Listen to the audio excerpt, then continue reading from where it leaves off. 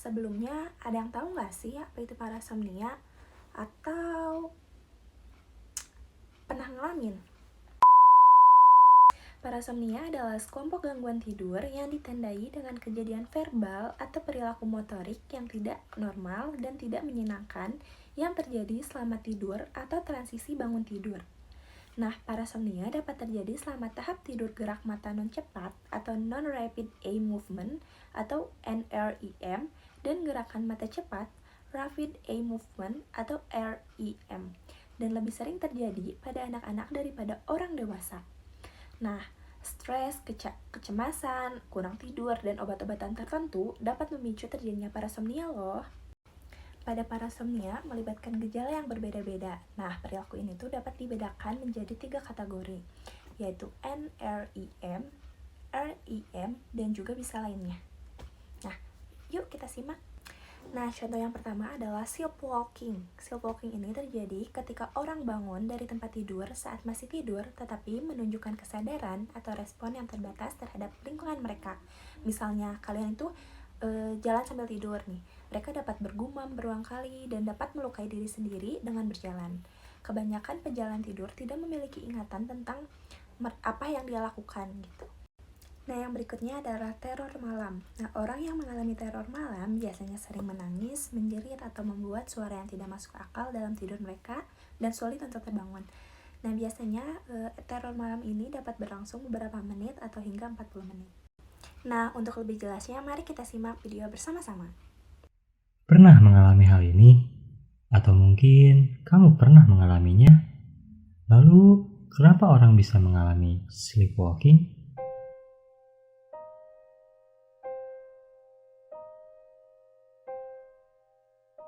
Sleepwalking atau bahasa ribetnya somnambulism, seperti namanya, berarti sebuah gangguan tidur yang menyebabkan penderita berdiri dan berjalan saat tidur.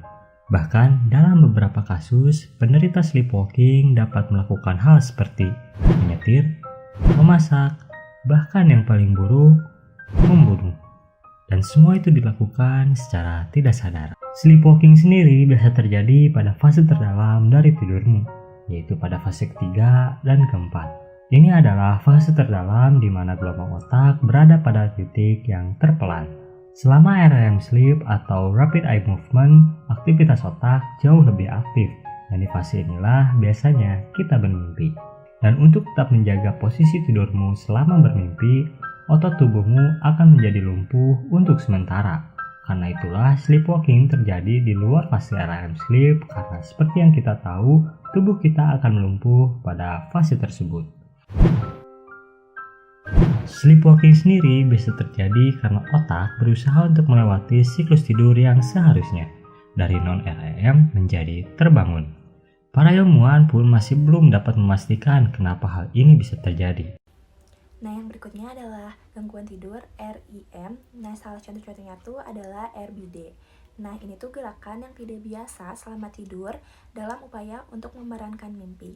Nah, kalau misalnya kalian pernah sambil tidur, kalian menendang-nendang, meninju, atau berteriak, itu termasuk kepada RBD. Nah, umumnya itu terlihat pada orang dengan penyakit Parkinson gitu. Nah, yang berikutnya adalah kelumpuhan tidur.